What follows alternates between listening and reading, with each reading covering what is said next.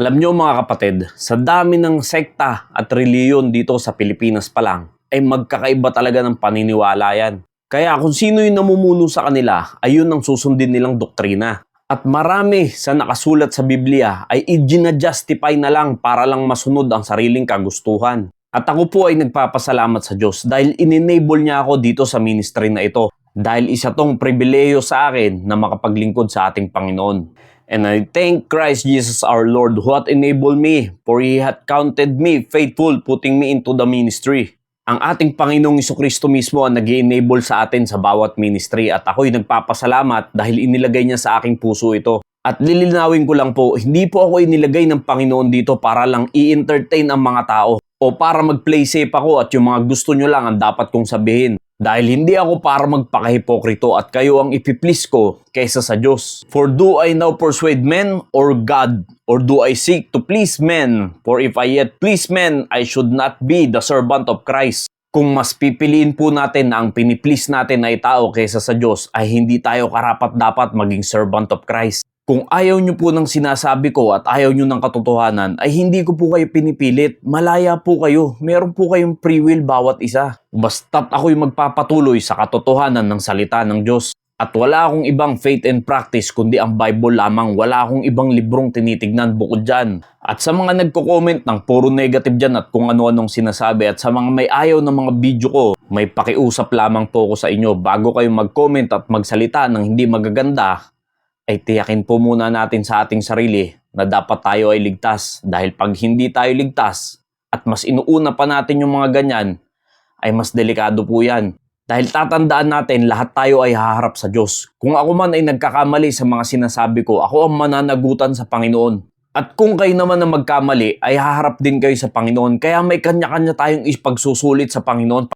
Kaya ang dapat na tinitiyak natin ay ang kaligtasan. At paano nga ba naliligtas ang tao? Ang kaligtasan ay regalo sa atin ng Diyos. For the wages of sin is death, but the gift of God is eternal life through Jesus Christ our Lord.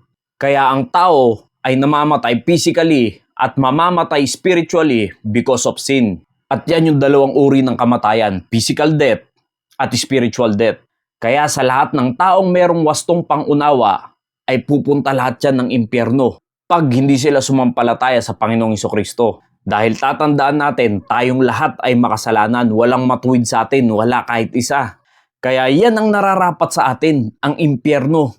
Pero dahil sa biyaya ng Panginoon or dahil sa grace ng Diyos, ay pinagkalooban niya tayo ng kaligtasan. Kaya kung sino man na magsasabi na kaya niya nakuha ang kaligtasan ay dahil pinaghirapan niya ito, pinagsikapan niya ito dahil sa kanyang mga mabubuting gawa, ay hindi po tama yan. Dahil kung kaya naman palang pagsikapan ng bawat tao ang kaligtasan, bakit pa naipako sa krus ang Panginoong Jesucristo? Bakit pa siya magsasakripisyo para sa atin kung una pa lang, kaya mo na palang maligtas ng sarili mong gawa? Dahil kung sasabihin mo na sa sarili mong pagsisikap at mabubuti mong gawa kaya ka naligtas, ay meron kang ipagmamalaki sa Diyos. Pero tatandaan natin, kahit isa, wala tayong maipagmamalaki sa Diyos. Kaya malinaw ang sinasabi ng Ephesians 2:8-9, For by grace are you saved through faith, and that not of yourselves. It is the gift of God, not of works, lest any man should boast. Napakalinaw na dyan na sa biyaya lamang ng Diyos kaya tayo naliligtas sa pamamagitan ng pananampalataya.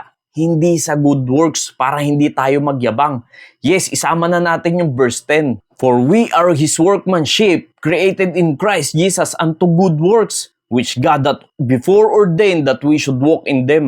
Napakalinaw dyan mga kapatid na ang good works ay resulta yan ng salvation dahil ikaw ay naligtas muna at naunawaan mo ang kalooban ng Panginoon kaya ka sumusunod sa Kanya. At ang gusto ng Diyos ay ang good works. Pero kung ipipilit mo na ikaw ay naligtas dahil sa good works, dahil dyan sa verse 10, paano ngayon yung verse 9? Now, malinaw po, ang kaligtasan ay regalo lamang sa atin ng Diyos at ang regalo ay hindi tayo ang nagbabayad, kundi ang dapat nating gawin ay tanggapin ang regalo.